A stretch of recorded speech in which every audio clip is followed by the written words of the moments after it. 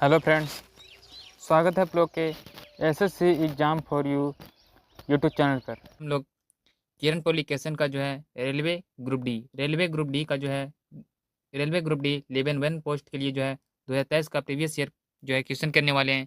जो किरण पब्लिकेशन का बुक है, इस बुक में जो है 1 से लेकर 40 तक का जो है सेट दिया गया है, जो 17 अगस्त 2022 से 11 अक्टूबर 2022 तक के संपन्न जो है परीक्षाओं के हल जो है प्रश्न पत्र सहित इस बुक में दिया गया है। 17/8/2022 से जो है इसमें जो है सभी previous year question set wise दिया गया है। तो आज हम लोग इस बुक का जो है सेट नंबर 3 करने वाले। इसके पहले मैंने सेट नंबर 2 तक के कंप्लीट कर दिया था। आज मैं इस बुक का जो है सेट नंबर 3 करने वाले हैं, जो रेलवे ग्रुप डी सीबीटी परीक्षा 17/8/2022 का जो है थर्ड शिफ्ट में पूछा गया प्रश्न है। दोस्तों, जो पहली बार हमारे चैनल पर विजिट किए हैं तो चैनल को जो है सब्सक्राइब कर लीजिएगा। वीडियो पसंद आए तो वीडियो को लाइक कर दीजिएगा। तो चलिए आज का सेशन स्टार्ट करते हैं। पहला प्रश्न है, किसी पदार्थ की प्रतिरोधकता इनमें से किस कारक पर निर्भर करती है? तो तापमान पर जो है वो किसी पदार्थ की प्रतिरोधकता जो है निर्भर करता है। ऑप्शन नंबर 4 से उत्तर जाएगा तापमान। अगला प्रश्न है, निम्न धातुओं को अभिक्रियाशीलता के अनुसार अवरोही क्रम में व्यवस्थित कीजिए। जो है यहाँ पर सही व्यवस्थित क्रम हो जाएगा ऑप्शन नंबर 1। दोस्तों, जो है मैथ और रीजनिंग का जो है पे खुद से सब करके हमारे जो है टेलीग्राम से पीडीएफ को डाउनलोड कर बना लीजिएगा। अगला प्रश्न है, निम्नलिखित में से उस हस्ती की पहचान कीजिए जिन्हें खेल के क्षेत्र में पद्मश्री 2022 से पुरस्कार से सम्मानित किया गया है। तो वो व्यक्ति हैं अवनी लेखरा। ऑप्शन में जो है 3 से उत्तर जाएगा अवनी लेखरा। अगला प्रश्न है, समूह 16 के निम्न में से किस तत्व में सर्वाधिक अधात्विक गुण होते हैं? तो ऑक्सीजन में। ऑप्शन नंबर 2 से उत्तर जाएगा ऑक्सीजन। अगला प्रश्न है, भारत में पंचायती राज संस्थाओं की स्थापना भारतीय संविधान के डॉट के अनुसार की गई है। यहाँ पर ऑप्शन दिया गया है 42वें संविधान संशोधन अधिनियम। अगला ऑप्शन दिया गया है 97वें संविधान संशोधन अधिनियम, 86वें संशोधन अधिनियम, 73वें संविधान जो है संशोधन अधिनियम। सही उत्तर हो जाएगा ऑप्शन नंबर 4 73वें संशोधन अधिनियम के तहत। अगला प्रश्न, मानव वृक्क में विक्राणुओं के नलिका भाग द्वारा आरंभिक निस्यंदन से इनमें से किन पदार्थों का चयनात्मक पुनः अवशोषण कर लिया गया जाता है? तो किया जाता है ग्लूकोज, जल, लवण और अमीनो अम्ल के द्वारा। ऑप्शन नंबर 3 से उत्तर जाएगा ग्लूकोज, जल, लवण और अमीनो अम्ल। अगला प्रश्न है, चुंबकीय क्षेत्र के लंबवत स्थित कुंडली के गति के कारण इनमें से प्रेरित धारा की दिशा निर्धारित करने के लिए इनमें से किस नियम का उपयोग किया जाता है? तो वो नियम है वो फ्लेमिंग के दाएं हाथ का नियम। ऑप्शन नंबर 4 से उत्तर जाएगा फ्लेमिंग का दाएं हाथ का नियम। अगला प्रश्न है,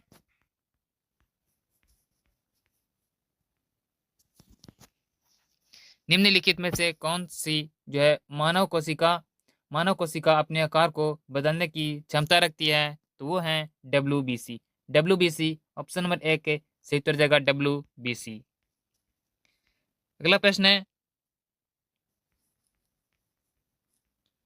अतीत जो है में खर्च की गई लागत जिसे भविष्य में वसूल नहीं किया जा सकता डॉट कहलाता है। तो उन्हें जो है कहा जाता है विफल लागत। ऑप्शन नंबर 4 करेक्ट आंसर होगा विफल लागत। अगला प्रश्न है, कार के रियर व्यू दर्पण के रूप में प्रयुक्त एक उत्तल दर्पण की फोकस दूरी 2 मीटर है। यदि कोई बस दर्पण से 3 मीटर की दूरी पर स्थित है तो उसका प्रतिबिंब कहाँ बनेगा? तो उसका जो है प्रतिबिंब जो है दर्पण के पीछे 1.2 मीटर की दूरी पर बनेगा। ऑप्शन नंबर 4 सही उत्तर हो जाएगा। अगला प्रश्न है, यदि हम डॉट में अमोनिया का विलय मिलाते हैं तो एक सफेद अवक्षेपण बनेगा। तो यदि हम जो है वो AlCl3 विलयन में अमोनिया का जो है विलयन मिलाते हैं तो एक सफेद जो है अवक्षेप जो बनता है। ऑप्शन नंबर 3 से उत्तर जाएगा AlCl3 विलयन में। अगला प्रश्न है, गहरे समुद्र में पानी का रंग नीला किसके कारण दिखाई देता है? तो गहरे समुद्र में जो है वो पानी का नीला रंग जो है वो दिखाई देता है प्रकाश का प्रकीर्णन के कारण। ऑप्शन नंबर 1 से उत्तर जाएगा प्रकाश का प्रकीर्णन। अगला प्रश्न है, यदि थीटा एक न्यून कोण है और थीटा एक न्यून कोण है और कौशिक जो है और cosec theta minus cot theta का होल स्क्वायर बराबर ए के माइनस कॉस थीटा बटा ए है। तो हर ए का मान ज्ञात कीजिए। ये जो है मैथ का प्रश्न है, अब जो है खुद से सॉल्व करके आंसर को जो है मिला लीजिएगा। अगला प्रश्न है 2021 में खगोल विज्ञान एवं खगोल भौतिकी पर हुए 14वें अंतर्राष्ट्रीय ओलंपियाड में भारत के कितने प्रतिभोगियों ने स्वर्ण पदक जीता था? तो जीते थे 4 पदक के। ऑप्शन में 3 से उत्तर देगा 4 स्वर्ण पदक के। अगला प्रश्न है नर्मदा बचाओ आंदोलन की शुरुआत सरदार सरोवर बांध की ऊंचाई बढ़ाने के खिलाफ विरोध के रूप में हुई थी। बाधा के निर्माण में जो है कुछ हानियों का उल्लेख नीचे किया गया है। उनमें से कौन सा बांध निर्माण का एक लाभ है? तो वो जो है वो लाभ है ये सिंचाई और विद्युत उत्पादन में सहायक होते हैं। ऑप्शन नंबर 4 सही उत्तर देगा ये सिंचाई और विद्युत उत्पादन में सहायक होते हैं। अगला प्रश्न है यदि दी गई द्विविस्थापन अभिक्रिया में ए और बी के स्थान पर क्रमशः क्या आएगा कि ए प्लस बी यहाँ पर दिया गया है रिएक्शन ए AgBr प्लस KNO3 यहाँ पर ए और बी के स्थान पर कौन सा जो है तत्व आएगा? तो सही उत्तर हो जाएगा ऑप्शन नंबर 3 AgNO3 और KBr। AgNO3 और KBr ए और बी के स्थान पर आएगा। अगला प्रश्न है गोसी खुर्द राष्ट्रीय सिंचाई परियोजना इनमें से किस राज्य में स्थित है? तो गोसी खुर्द राष्ट्रीय सिंचाई जो है वो महाराष्ट्र राज्य में स्थित है। ऑप्शन नंबर 4 सही उत्तर जाएगा महाराष्ट्र। अगला प्रश्न है ठोस से अवक्षेपण इन दिनों सामना की जा रही 2 प्रमुख पर्यावरणीय समस्याओं में से एक है। मिट्टी के संरक्षण के लिए तकनीकों की एक विस्तृत श्रृंखला का उल्लेख नीचे किया गया है। गलत विकल्प का चयन करें। तो गलत जो है विकल्प है ऑप्शन नंबर 4 अतिचारण। अब ऑप्शन में जो है 4 सही उत्तर जाएगा अतिचारण। अगला प्रश्न है निम्न में से किस जीव में लिंग का जो है निर्धारण आनुवंशिक रूप से नहीं होता है? तो लिंग का जो है निर्धारण वो घोंघा में नहीं किया जाता है। ऑप्शन नंबर 4 सही उत्तर जाएगा घोंघा। अगला प्रश्न है भारत में आम वर्षा की घटना किस ऋतु से संबंधित है? तो भारत में जो है आम वर्षा की जो है घटना जो है संबंधित है ग्रीष्म ऋतु से। ऑप्शन नंबर 2 सही उत्तर जाएगा ग्रीष्म ऋतु। अगला प्रश्न है निम्न में से कौन सा कथन गलत है? निम्न में से जो है कौन सा कथन गलत है? यहाँ पर 4 ऑप्शन दिए गए हैं, इसमें जो है कौन सा ऑप्शन गलत दिया गया है? सही उत्तर हो जाएगा ऑप्शन नंबर 3 माइक्रोकॉन्ड्रिया में ऑक्सीजन की सहायता से एसिटिक अम्ल का विघटन होता है। ये जो कथन है गलत दिया गया है। अगला प्रश्न है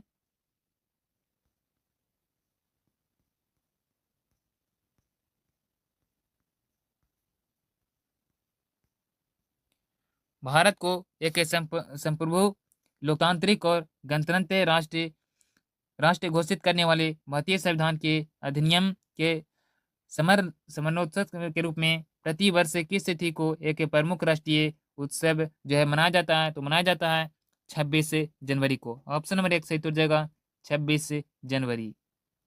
अगला प्रश्न है भारत के 15वें महान्यायवादी के वेणुगोपाल को अपनी कार्यकाल का पहला विस्तार इनमें से किस वर्ष में मिला था? तो मिला था 2020 ईस्वी को। ऑप्शन नंबर 4 सही उत्तर जाएगा 2020। अगला प्रश्न है डॉट गार्ड सेल की प्रक्रिया में शामिल है। कौन सा जो है एक गार्ड सेल की प्रक्रिया में शामिल है? ऑप्शन दिया गया है भोजन का परिवहन, अनुवर्तनी गति, वाष्पोत्सर्जन, परिसंचरण। सही उत्तर जाएगा ऑप्शन नंबर 3 वाष्पोत्सर्जन।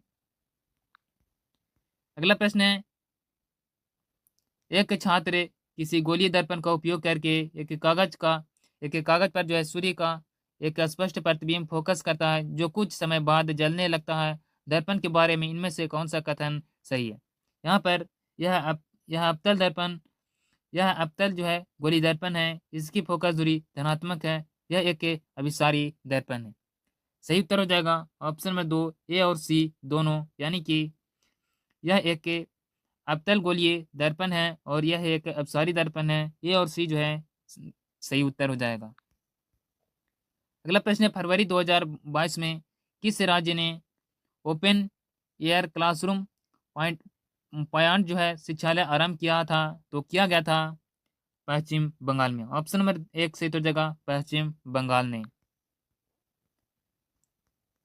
अगला प्रश्न है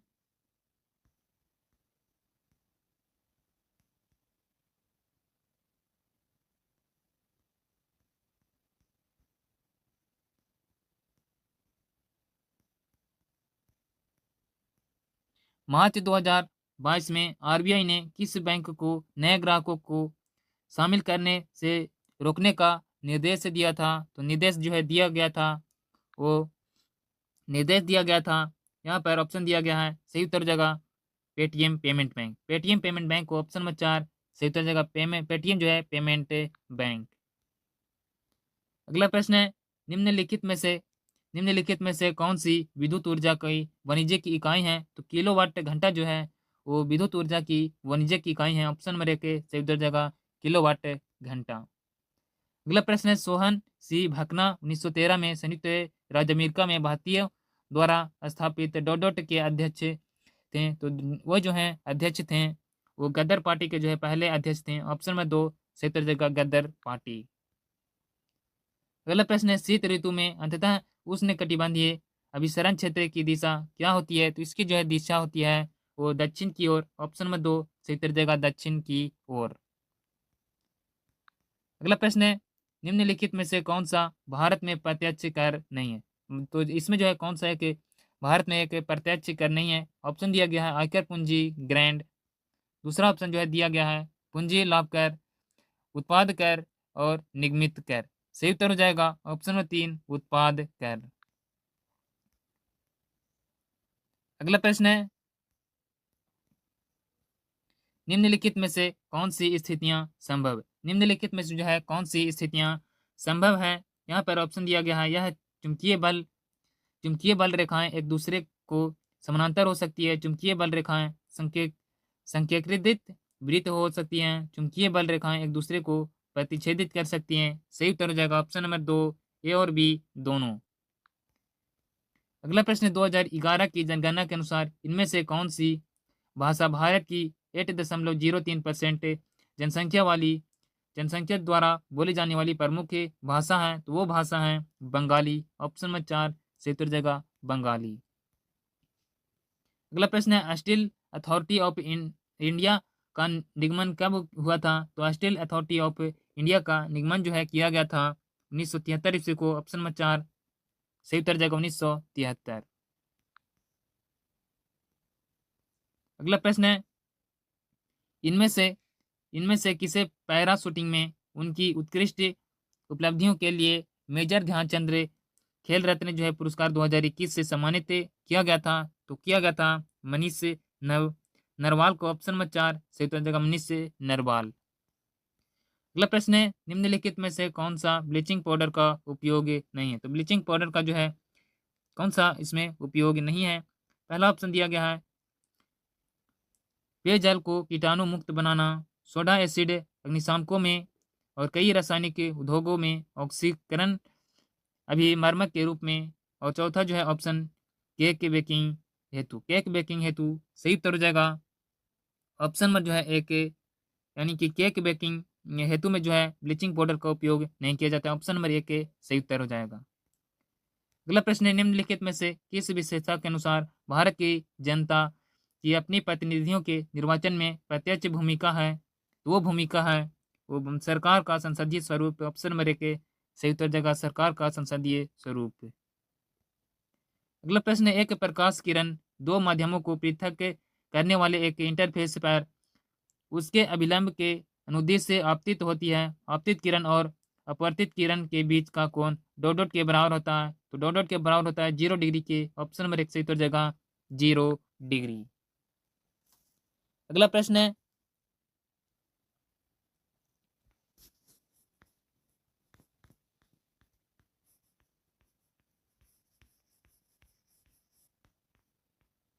उपनिषद शब्द में उप शब्द क्या दर्शाता है? तो उपनिषद शब्द में जो है उप शब्द जो है दर्शाता है निकटता के।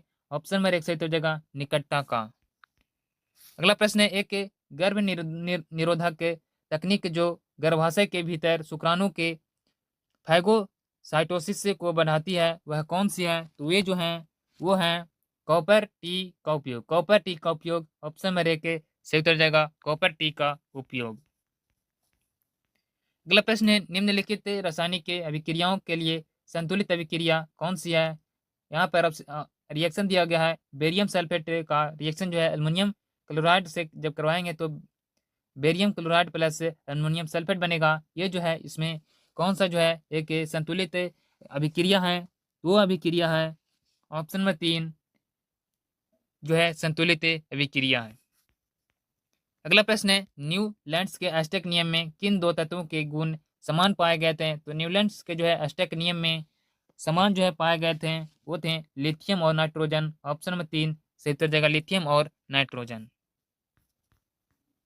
अगला प्रश्न है, रासायनिक के समीकरणों को संतुलित करने की आवश्यकता क्यों पड़ती है? तो रासायनिक जो है समीकरणों को संतुलित करने की जो है आवश्यकता इसलिए पड़ती है क्योंकि द्रव्यमान संरक्षण के नियम द्रव्यमान जो है संरक्षण के नियम को संतुष्ट करने के लिए जो है वो रासायनिक समीकरणों को संतुलित करने की आवश्यकता पड़ती है। ऑप्शन नंबर 3 सही उत्तर हो जाएगा। अगला प्रश्न है, जुलाई 2022 तक की स्थिति के अनुसार प्रधानमंत्री श्रम योगी मानधन योजना के तहत लाभार्थी द्वारा मासिक योजना का कितना प्रतिशत जो है देयश्रेय है? वो है 50%। ऑप्शन नंबर 1 सही तो जगह 50%। तो मैंने इस वीडियो में जो है आरआरबी ग्रुप डी का प्रीवियस ईयर क्वेश्चन किए जो पूछा गया था। आरआरबी ग्रुप डी सीबीटी परीक्षा जो है 17/8/2022 का थर्ड सेट में ये जो है सेट नंबर 3 था। वीडियो पसंद आए तो वीडियो को लाइक कर दीजिए। मिलते हैं अगले वीडियो के साथ। जय हिंद।